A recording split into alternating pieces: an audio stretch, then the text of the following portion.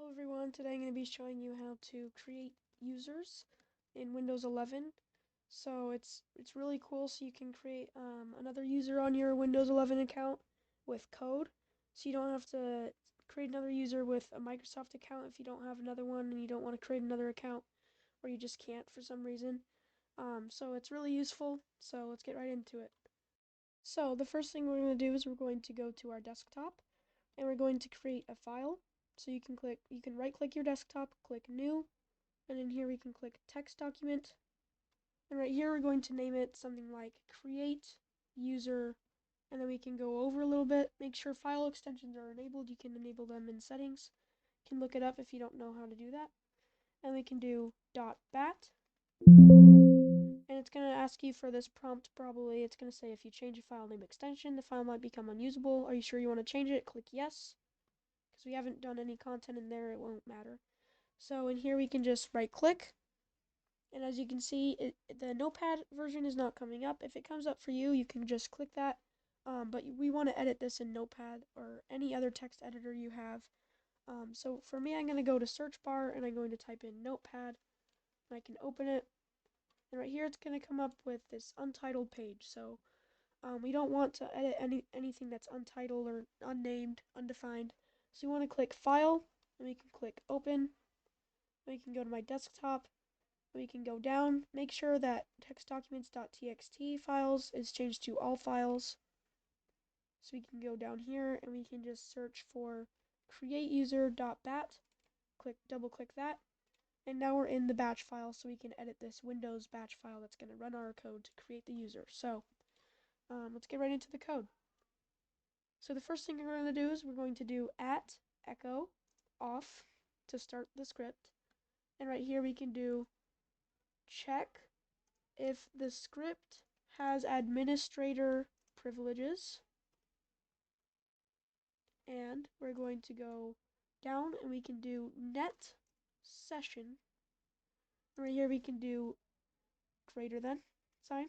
And we can do NUL, or kind of like null without an L. And we can do 2, another greater than sign, and we can do and 1. So this is searching if the script has actually been run with administrator privileges, or good enough privileges to run this.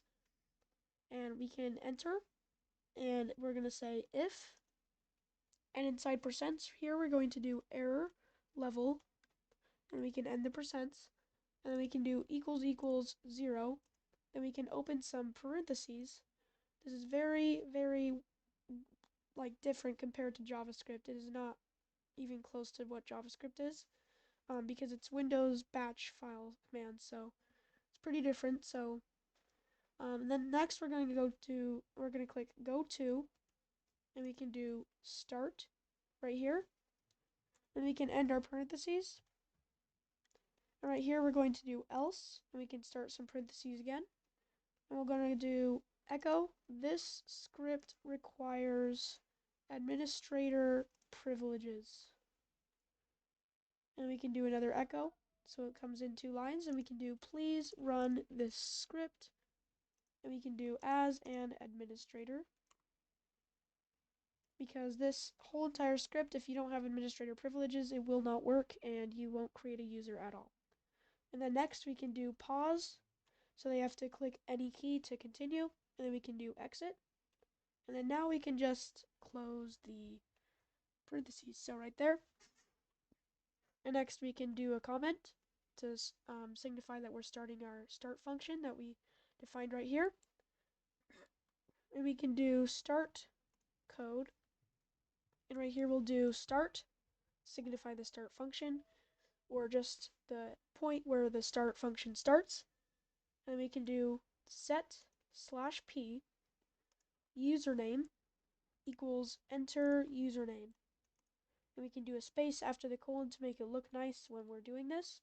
And this is going to input a line of text that's basically going to ask the user to enter their username, the username of the user they're going to create.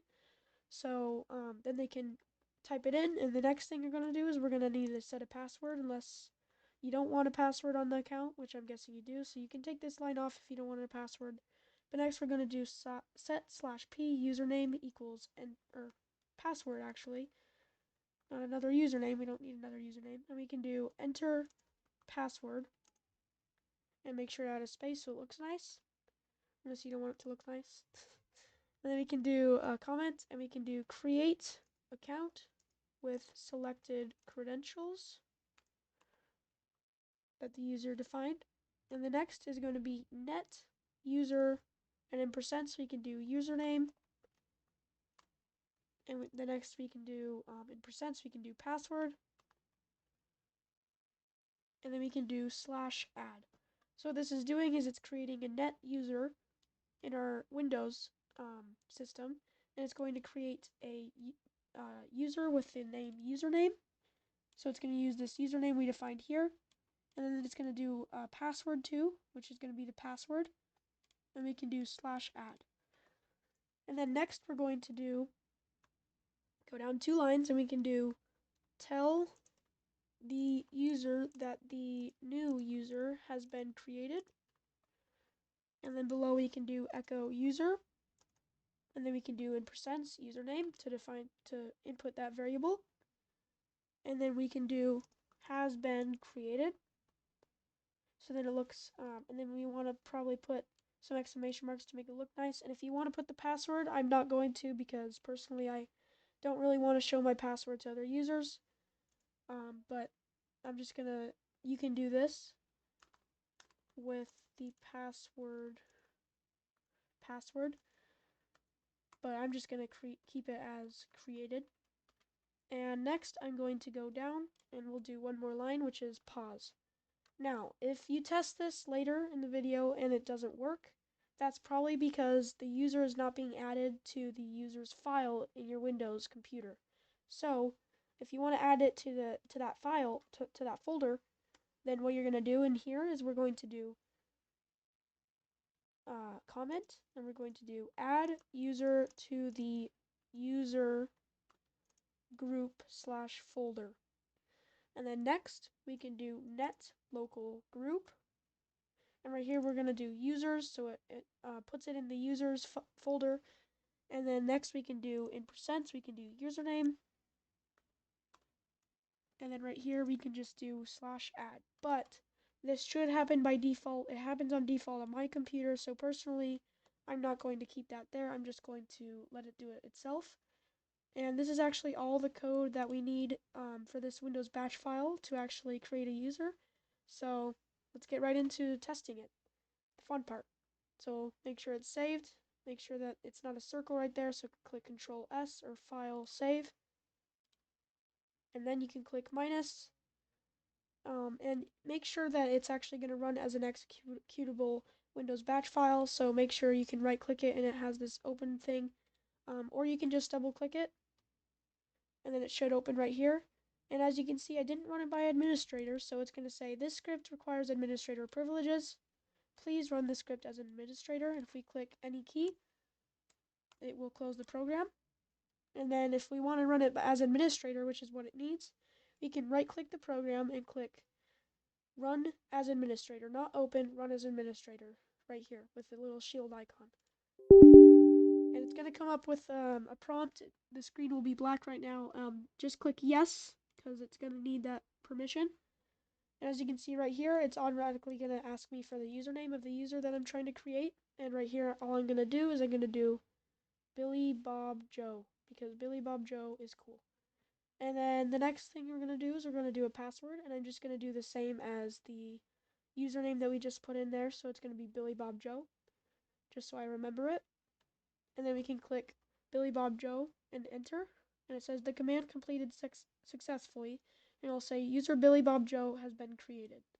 So then we can click any key to continue. It doesn't matter if you continue or not, it's still going to create the user. And then if you want to click on your Windows key right here, I'm going to blur out all my other accounts.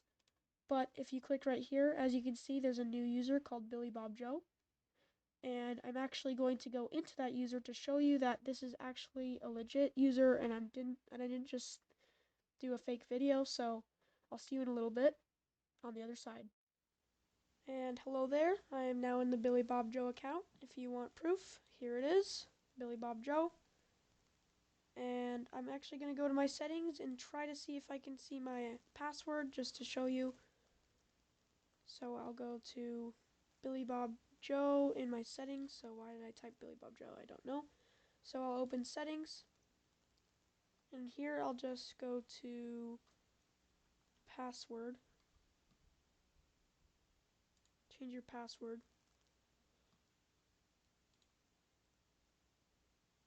And then if I want to change it, I'm going to have to input my current password, which I did set as Billy Bob Joe. So if I do Billy Bob Joe, like this, Billy Bob Joe, I can click next. And as you can see, it actually worked.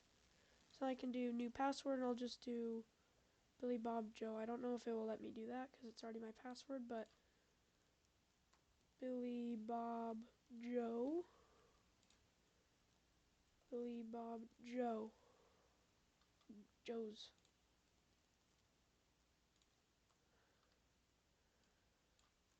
Just do Joe. Oh, did work. So yeah, this is my Billy Bob Joe account that I created with the Windows batch file. So I can click finish, and this is the brand new desktop you have. No files unless it's files that are in your main directory. So like Microsoft Edge. If you have OBS Studio, that's going to be in there. Unity, that's going to be in there. Xlite 64, most of you probably don't know what that is, but that's going to be in there. Probably antivirus software like Malwarebytes is going to be in there. But that's about it. And then you have this free, clean desktop. And you can use this as many times as you want. There might be a limit to how many users you can have, but so far I have like about 5 now. So there's not a huge limit, I don't think. So yeah, you can create lots of users. I hope you like this, and I'll see you in the next video. Thomas B12 out.